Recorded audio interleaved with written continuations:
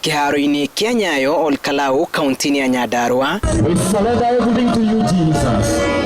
muingi na atongoria magutunganite kuhoera bururi.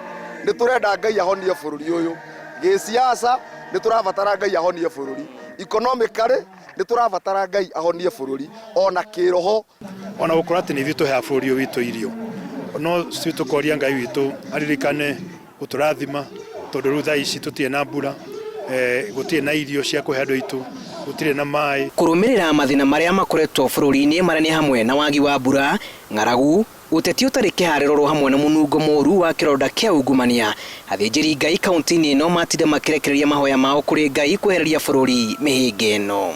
Na ni tutuite matua ni tukurindim bururi witu no ndu wa kunyitanira kuma kianda nginya rugongo.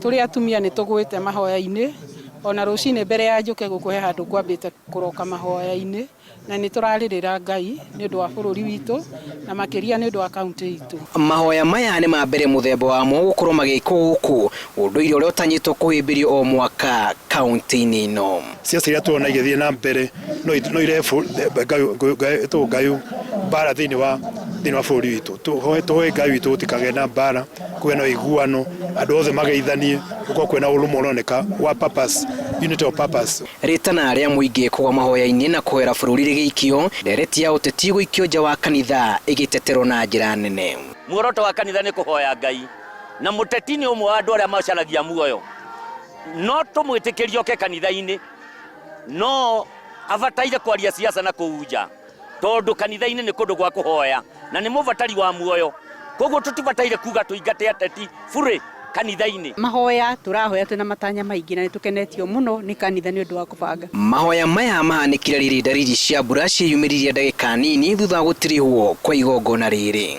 Ndereti igie ng'aragu igithi na mbere na gucirirwo guku bururi-ini makiria kumana na wagi wa mbura, ikinya riri kinyukitio ni atungatiri aya ni ria bata kuona ati gwa kahinda karaya bururi-ini ukoretwo kiaga mbura ona ningi irio ikanyihana gikiro. Geri Fotera, Inoro TV, kuma kiharo-ini kia Nyayo Olkalau kaunti ya Nyandarua.